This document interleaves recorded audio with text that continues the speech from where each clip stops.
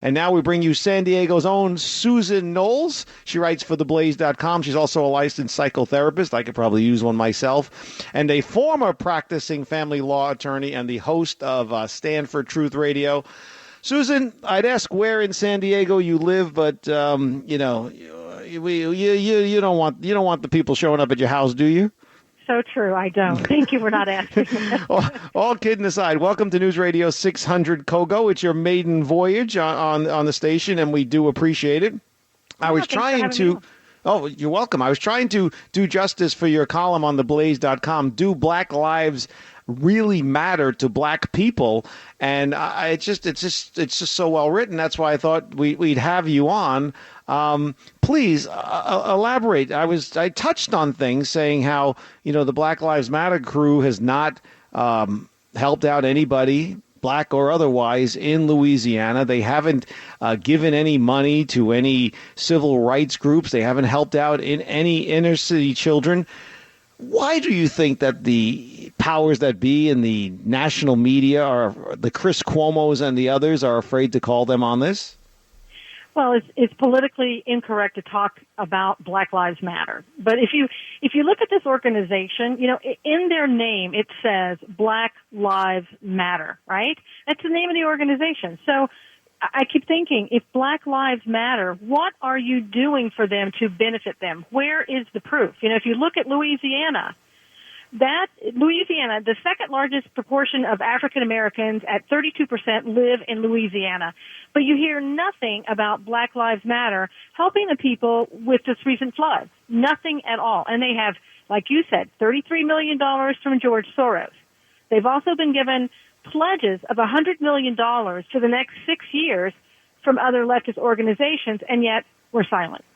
What do we think? Do we know what they're doing with this money, or we'll have to file a Freedom of Information Act 10 years down the road to find out where they spent the money in 2016? What are they doing with all this money?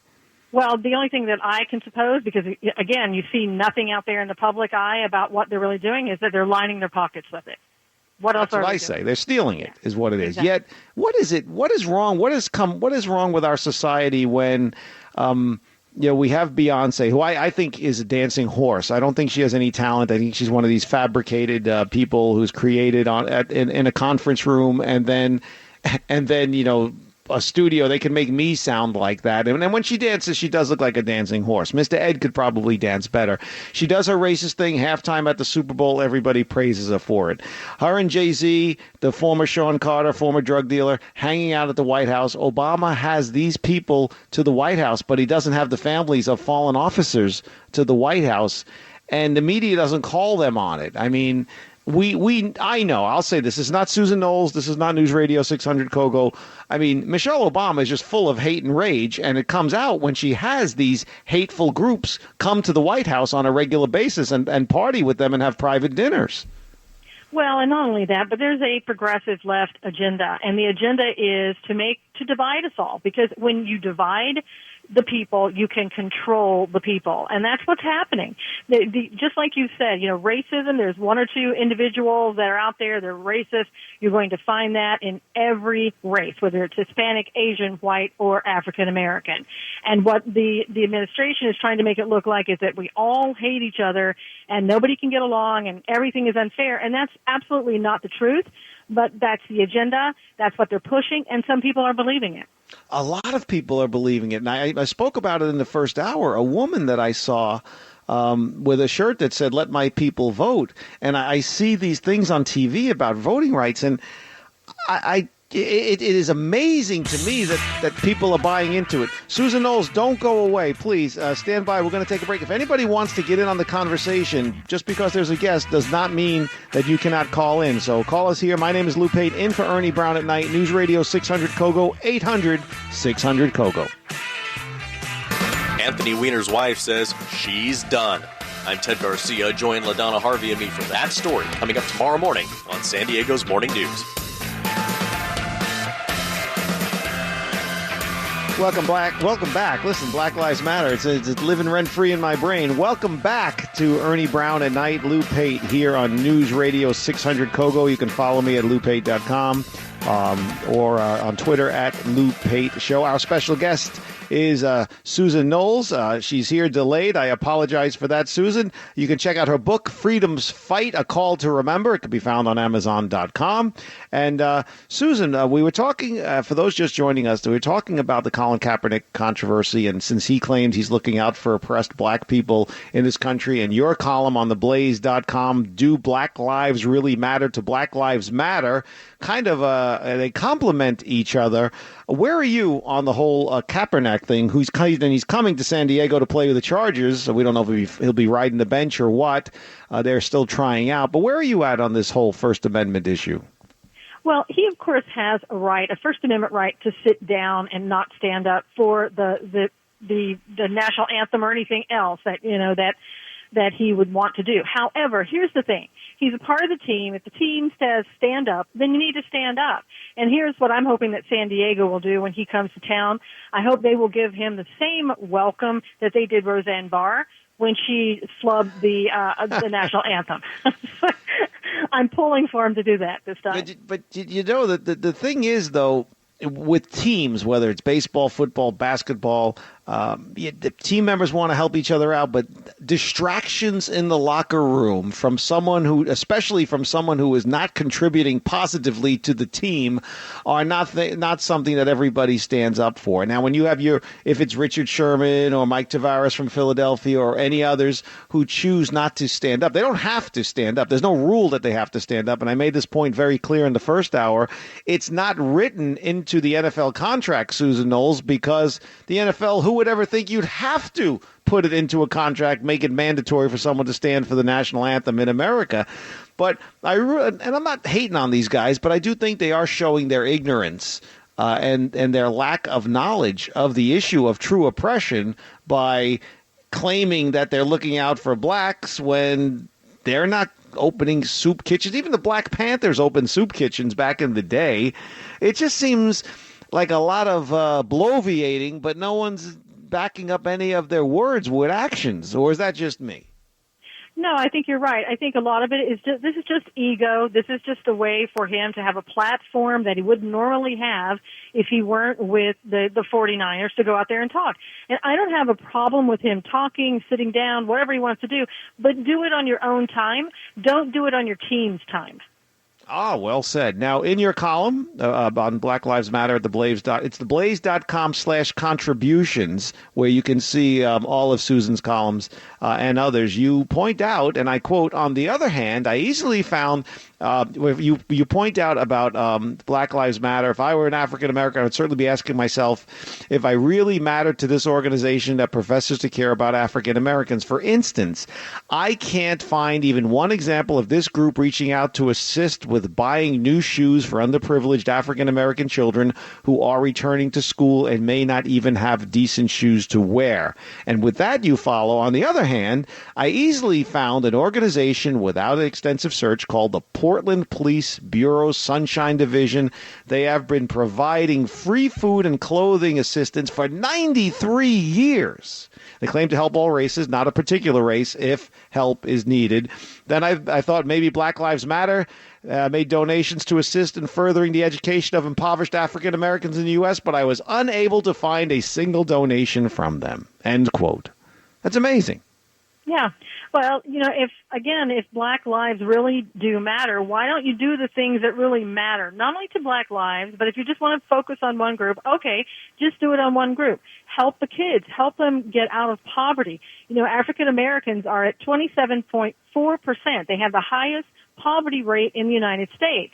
What are they doing to help them? Are they helping them with education? Not that I know of.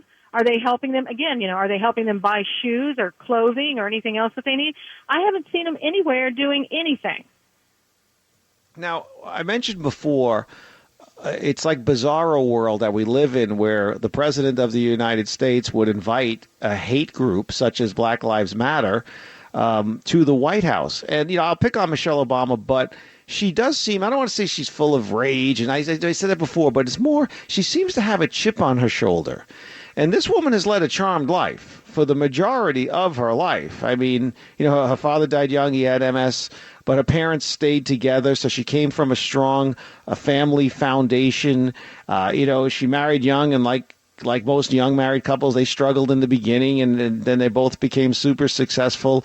It seems that the Colin Kaepernicks, the Michelle Obamas, the Richard Shermans, what are they so angry about? I mean, I went so far as to say, except for isolated incidences, that oppression is gone. No one is being denied school. No one is being denied health care. No one is being denied a right to education. And it can't be said enough, no one is being denied the opportunity to pursue their dreams. Whether you're successful or not, that remains to be seen. But no one is stopping anybody because of the color of their skin. And I don't even know where you stand on that, Susan Knowles. I mean, am I right or am I wrong? Well, when you talk about Michelle Obama and people like her that sort of feel that they have a chip on their shoulders or whatever, I think sometimes it's ego-driven. They think they are the person that is going to be the one who goes out and becomes the savior of everybody else, and that they feel that they have the right to speak for everybody else. And Michelle Obama and other people, even the administration, they don't speak for everyone. But that's something they don't understand. They're not connected to the average individual, but they think they know best for you. But this is what I don't understand. And do they think that celebrities, do they think that because they do a public service announcement or that, again, not to pick on the First Lady, but to write, bring our girls back with a hashtag, that you did your part? Do you think that the rapists, savages, murderers in Boko Haram, who are, you can't even think and certainly cannot say what they're doing to these innocent girls in that jungle? I mean, the media praised this woman for writing that on a piece of paper. I mean, if you look at Hispanics and you look at blacks and you look at crime and you look at living conditions and quality of life, everything has diminished under the Obama administration. They have missed an incredible opportunity from this powerful pulpit to help these people that they supposedly they agree are oppressed. You don't get more powerful than the President of the United States and the First Lady, and they dropped the ball when they had the chance to help these people that they supposedly care about. Well, Lou, as they say, talk is cheap. You can talk all day long, but unless you're willing to walk the walk and really do something about it, all it is, and bottom line, is just words. And that's all we've seen from this administration, just words. That's it. And you're right. African Americans are worse off than they were before this president was elected. But now, and you point out with Black Lives Matter, Martin O'Malley, nobody knows who he is. Okay, anybody in the Ernie Brown at Night and the News Radio 600 KOGO listening, nobody knows Martin O'Malley is. He's former governor of Baltimore, former mayor of Baltimore, former governor of Maryland. He ran for about 30 seconds for president against Bernie Sanders and Hillary Clinton. At one of his early rallies, they were all early, Susan. I'm not mocking the man, but he got bounced quick. Right. At one of his early rallies, he said, "All lives matter." He was booed. He was booed for saying all lives matter. I mean, is that not incredibly ignorant? Do not all lives matter?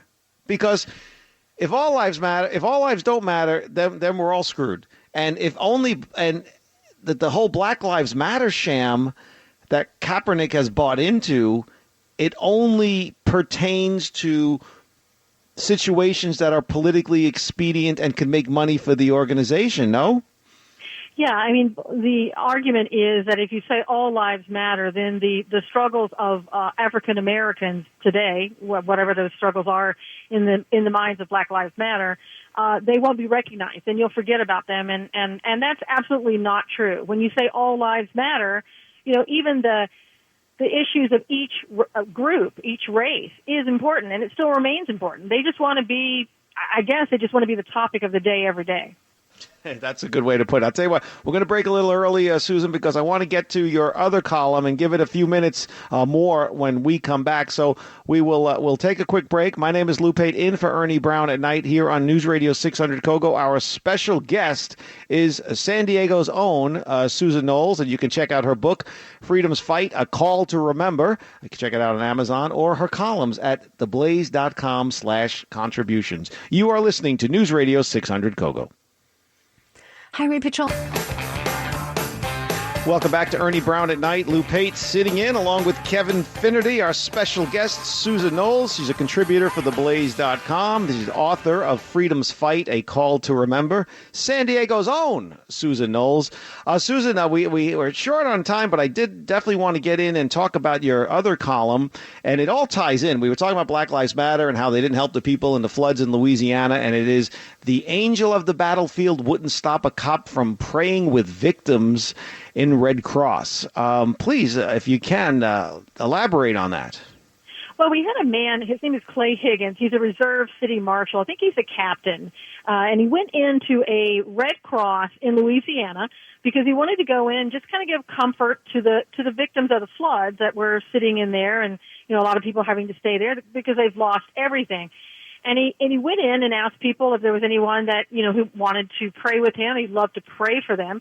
And he alleges that the Red Cross told him, you can't pray inside here. Now, the Red Cross has had some black eyes, over the years, the heads of certain. I remember even the San Diego Red Cross many years ago, the head of it was making over $400,000 a year, company car, company computer, company phone. There have been allegations. I stress that allegations that the Red Cross at certain disasters has charged people for coffee. And what do they care if Clay Higgins, a reserve city marshal in Louisiana, stopped by the Heyman Performing Arts Center and tried to give comfort to people by praying? I think it's a good thing. Well, I do too, but in this politically correct world that we live in, according to the spokesperson for the Red Cross, they didn't want to offend people who may not want to pray or be of another religion. I often say that 2015, and I will now carry it over to 2016, Susan Knowles. 2016 was the year America was offended. Everybody, it carries over because everybody is offended. If someone, it's to say if I was down there and someone came in and they're saying a Jewish prayer, but they're trying to help me, and they're just trying to make me feel comfortable and maybe think that there'd be some, divine intervention or just positive thoughts, which I think lead to positive actions, I wouldn't care. I realize if they came in and said a Hindu prayer, I wouldn't understand what they were saying, but it's a prayer. It's a positive thing, and it's open to everybody. It's meant to help, not offend. You're not indoctrinating people. He's obviously done this before, and who is the Red Cross? It's not like jurisdiction for them. Who are they to stop someone from expressing their freedom of religion? If some of the flood victims really did not want to hear I'm assuming it's a Christian prayer in this case, they could easily just, step out of the room or choose not to listen or choose not to take part. But when you are a flood victim and a natural disaster such as that, Susan Knowles, I don't think most people would care. They wouldn't care, and it wasn't like he was standing there preaching. He asked people, can I pray for you? Do you need prayers? Do you want me to pray? And some of the other people were saying, this is the flood victims themselves, were saying they were leaving the center because they weren't even allowed to read their Bibles on their cots. Who are they harming by sitting there reading their own Bibles? Something's wrong. Now, I don't want to take away your thunder, but please explain to the listeners of Ernie Brown at Night here at News Radio 600 KOGO, Clara Barton, and what was the mission, the duty as a what? Well, Clara Barton was the founder of the Red Cross in America, and she went out on the battlefield. She was right there in the front lines, giving medical assistance, serving food, helping the wounded soldiers, and they named her the Angel of the Battlefield. And her father even said to her, as a Christian, it's your duty to help the soldiers. So, I'm sitting here going, Clara Barton started the Red Cross in America. She wouldn't stop this police officer, this marshal, from praying for someone in her own Red Cross center. It just seems to me that, too politically correct. And I often say political correctness is domestic terrorism. It truly is. It's not with bombs. It's with verbal bombs, which can be worse. Which is mightier, the tongue of the sword, the pen of the sword. You know what they say. It seems like everything is warped. Whereas people with good intentions, because it's in the form of a Christian prayer, which I support, are labeled as somehow being offensive or oppressing people, and people who are calling for the deaths of police officers in the form of Black Lives Matter. What do we want? Dead cops. When do we want them now? Are honored at the White House. Am I in a parallel universe? Am I upside down here? Is it me, Susan Knowles, or is the world going crazy? No, we're in an upside down universe. We really are. That's where we have found ourselves. And, and I tell people with the Red Cross thing, if you don't believe in what the Red Cross has done, they have a right to say what goes on inside their facility because they're a nonprofit and they're not a government agency. So they can say, well, we don't want you in here. That's fine. But if you don't support that, then don't give your donations to people like that. Don't give organizations the money so they can go on and continue to do things like they've done to Mr. Higgins and the victims there from Louisiana, and that is, not allow them to have prayers, for God's sake. Today is the 11th anniversary of of Hurricane Katrina, and they're sitting in similar, if not worse, conditions in Louisiana as they were 11 years ago. And people who are down there supposedly trying to help are letting their ideology get in the way of, softening the blow for these people. And I just find that despicable. Well, they tried to make it out like everybody in Louisiana, oh gosh, everybody hates each other, blacks hate whites and everything else. And there's so much racism down there in Louisiana. And Louisiana is saying, look at what we're doing. Our communities, black, white, Asian, and Hispanic, are all coming together. We're helping each other. We're not playing into this thing that you're trying to divide us with and saying that the races hate each other. We're out here actually working together. And I said earlier, if we're to move forward as a society, as a country, we all have to work together, because I do believe that, the overwhelming majority of people, black, white, Hispanic, Native American, different Asian groups, I don't think the overwhelming majority hate each other. Oh, there's jokes about different groups and all of that kind of stuff, but I don't think it goes to hate. Yet the media pushes this narrative that we hate each other. And it's just not true. It's true. It's an agenda. That's what it is. It's an agenda. They want to divide us, and that way the government can be in control. And if people fall for that, just know that you're falling for the oldest trick in the book. But, I felt bad. I don't know if you heard me before. I mentioned earlier I saw a woman on the street that's, she's wearing the shirt that I said it's like 3 times already, but it bears worth repeating. Let my people vote. And she had a little 4-year-old kid with her. I felt bad for that 4-year-old kid, Susan Knowles. I felt bad because what he's being fed is a lie. So it's a shame. And there's a lot of 4-year-old kids out there. But Susan Knowles, check out her columns at theblaze.com/contribution. Susan, thank you for your time tonight.